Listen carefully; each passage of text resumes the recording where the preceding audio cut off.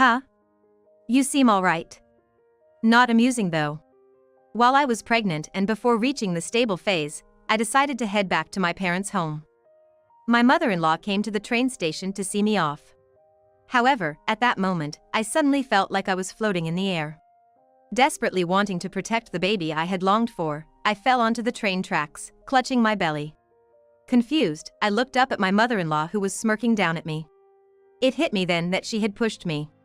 "What the hell are you doing?" I glared at her from the train tracks. Why would I want a grandchild with genes from a woman who can't even be a lawyer? No matter how cute, I don't want a child inheriting such stupidity. My mother-in-law laughed hysterically as she said this. I felt a chill down my spine at her attitude. The next day, after suffering a stroke that left her partially paralyzed, my mother-in-law, using a cane, glared at me, saying, "It's a good thing you're back. You see, Jessica, it's because of the stress you've given me that I had a stroke and ended up like this. Huh? You'll have to be my hands and feet from now on." She poked my belly with her cane, looking down on me. Without showing any. All right. Let's leave the rest to the cops. My name is Jessica Martin. At 35, while studying for the bar exam, I'm working as a paralegal in a law firm. I met my husband, Mike, when he was a newly minted lawyer joining the same law firm. Mike was always full of justice and always passionately dealt with his clients' issues. When he asked for my assistance, I would passionately help with the investigations. Gradually, through work, Mike and I became close. One day, after everyone had left the office and I was studying alone, Mike approached me. "Hey, studying for the bar exam, huh?" "Yes, I really want to pass it this time." "Well, I can help you out." "What?" From that day on, he would teach me almost every day. He would always explain things patiently. Then one day, after our study session, while we were out for dinner, he said, "Jessica, would you consider dating me with the intention of getting married?" "Really? Are you sure about someone like me?" Mike, who was 6 years younger than me and joined the law firm at the young age of 24, made me wonder if I was the right choice for him, considering his bright future. However, with his never-give-up attitude, he pursued me day after day. Won over by Mike's passion, I accepted his confession a month later. From the beginning of our relationship, we both had the intention of getting married, and we tied the knot 3 months into our relationship. Mike's parents had divorced when he was in high school, so until he started working, he lived with his mother. And on the day I visited Mike's family home to introduce myself, I greeted nervously. "Hi, I'm Jessica. Nice to meet you." Seeing me so tense, his mother kindly said, "Oh, Jessica, no need to be so nervous. Mike, you found such a sweet and wonderful lady. I'm so happy for you." Despite being 6 years older than Mike, his mother welcomed me warmly. A month later, Mike and I registered our marriage.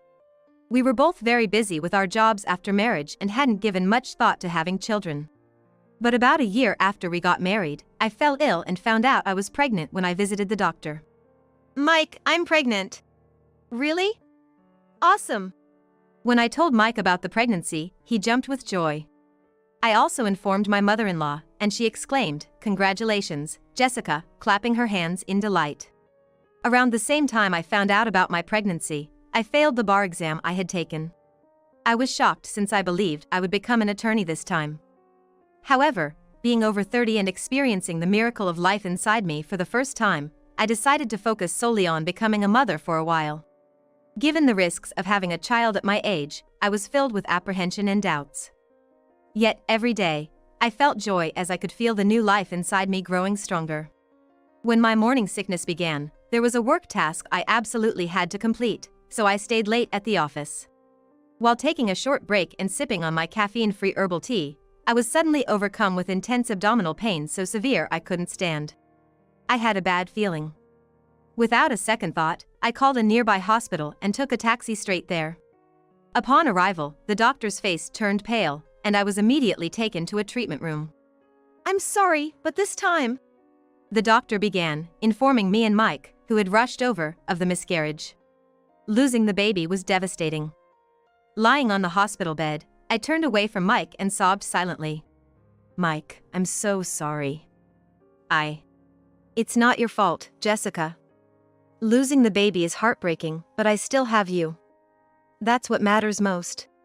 His comforting words filled me with gratitude, guilt, and a profound sense of loss. Unable to hold back any longer, I cried out loud. The next day, my mother-in-law, concerned about my health, came over. It's a shame. Considering your age, it must have been tough to conceive in the first place. Take it as a life lesson.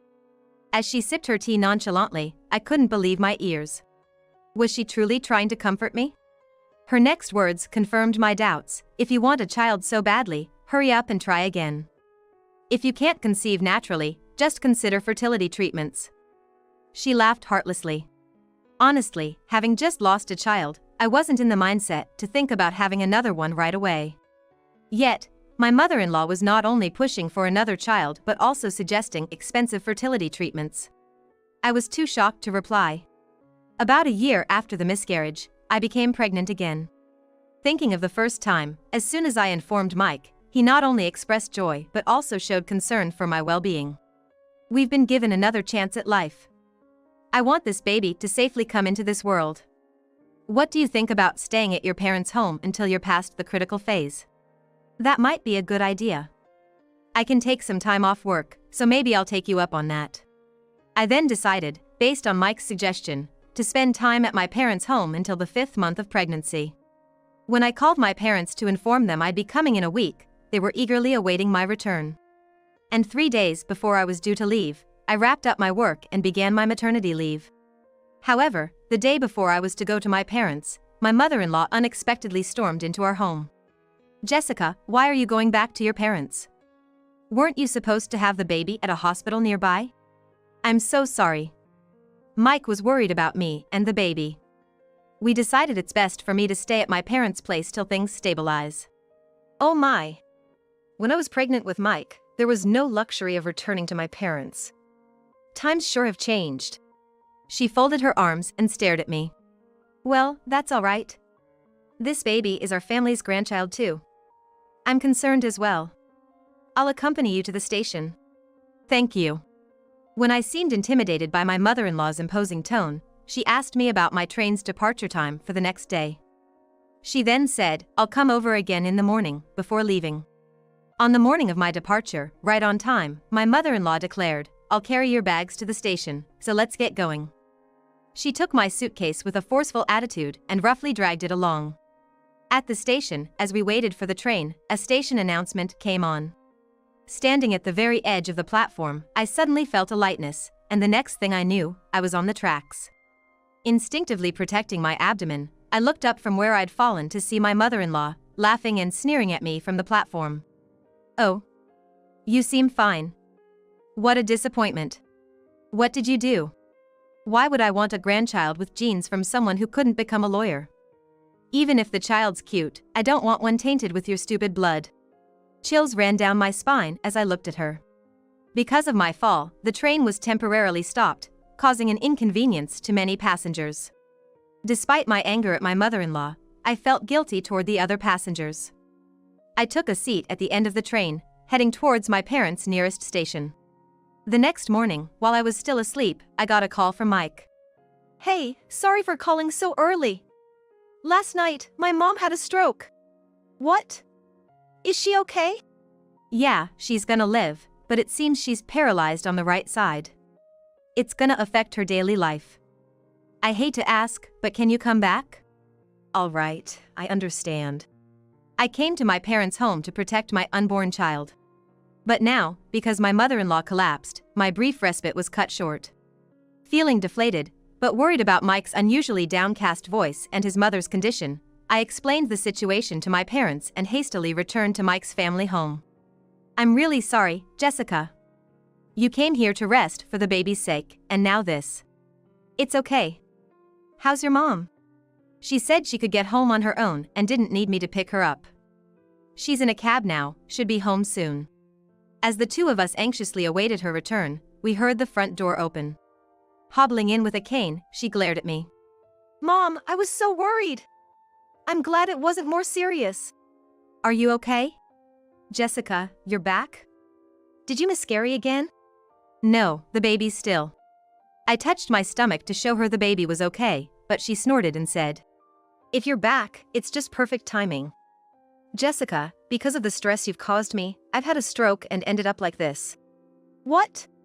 "You'll be taking care of me from now on." "But you're Mike's wife. You have an obligation to take care of your mother-in-law." She then laughed and jabbed my belly with her cane. I desperately tried to shield my baby from my mother-in-law's assault, clutching my belly and bowing my head. "What are you doing? Do you intend to disobey me? I nearly lost my life because of you. Yet here you are, trying to bring a new life into this world, and it makes me so furious." I looked down, trying to hide my fear from her. "Understood. Let's leave the rest to the police." "Huh?" Reaching my breaking point with my mother-in-law's attitude, I half-laughingly told her. She just tilted her head in confusion. "Do you remember the other day at the train station when I fell onto the tracks?" "I remember, so?" "A police officer just came to this house because he wants to hear about what happened when the train stopped that day." "What?" Turns out, a station worker, who happened to witness the moment my mother-in-law pushed me, had filmed the entire scene. That video is now being used as evidence, and the police wanted to hear both our sides of the story. When I told my mother-in-law, she looked as if she'd seen a ghost. "That video from the station worker isn't anything special." "So, do you want to check out the evidence together?" "What? How do you have a video that a station worker took?" "He gave it to me as evidence." In front of my shocked mother-in-law, I opened my smartphone and played the video. She watched intently, her eyes glued to the screen. "That hand in the video isn't mine." "Isn't that the same ring on the hand pushing me in this video that you're wearing now?" I paused the video at the frame where the ring was visible and showed it to her. "There are plenty of people with similar rings.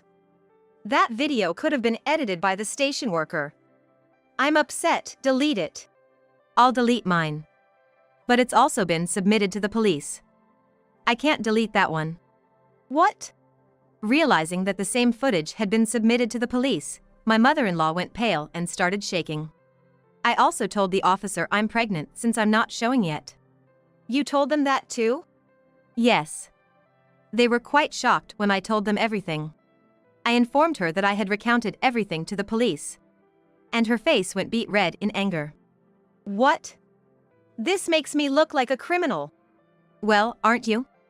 To think I have such a terrible daughter-in-law." Fuming with anger, my mother-in-law glared at me. But I calmly poured some non-caffeinated herbal tea into a cup and offered it to her. "Here, drink this to calm down." "Oh, this herbal tea? Do you remember? My mom got this for me to help relax pregnant women." Taking the cup from me, my mother-in-law gulped down the tea. "Why are you giving this to me now?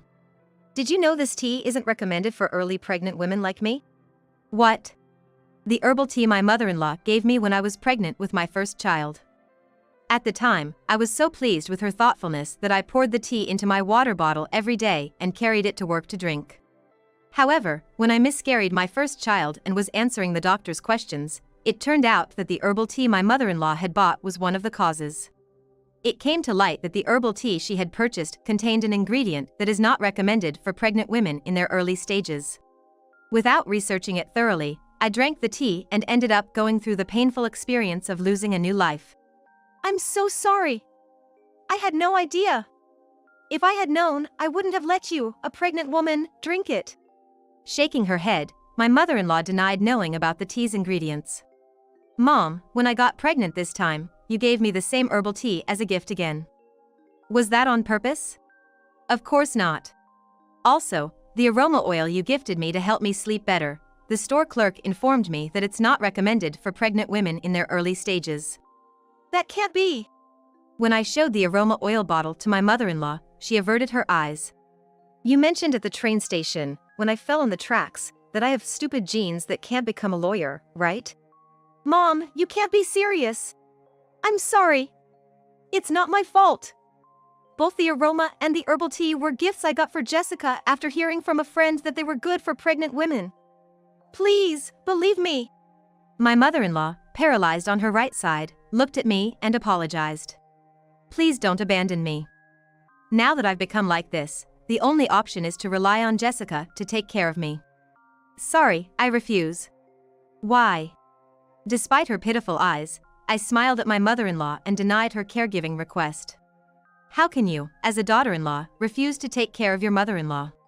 I am not your direct family, so I am not obligated to take care of you. Even when I spoke about the law, it seemed the mother-in-law couldn't trust me, so she turned to Mike to verify the facts. Mike, is that true? Jessica's right, Mom. Jessica isn't someone who should be taking care of you. Well then, Mike, why don't you take care of me? When the mother-in-law approached Mike's feet, she strongly grasped his foot with her unparalyzed left hand, desperately crying. Seeing the mother-in-law sobbing at Mike's feet was like watching a child. It was a pitiable sight, especially given her previously imposing demeanor. True, I'm not a lawyer yet, but with my paralegal work and the law studies I've done, I'm as confident in my legal knowledge as Mike. When I mentioned some laws about caregiving, it seemed the mother-in-law was genuinely surprised. When Mike gently shook off his mother-in-law's grip, she, weakened from a stroke, fell forcefully onto the floor. She gave money to my friends calling it a severance, complained loudly to waiters when we dined out, and even pushed my pregnant wife onto the train tracks. What's wrong with that? I thought I was doing it for you. Enough is enough. I've been fed up with your irrational behavior for years. I'm not taking care of you either. I'll find you a good care facility, and you can live there alone. The mother-in-law, who had lovingly raised her own son, felt abandoned. She collapsed onto the floor, sobbing heavily. Hello. Is Mrs. Catherine Martin there?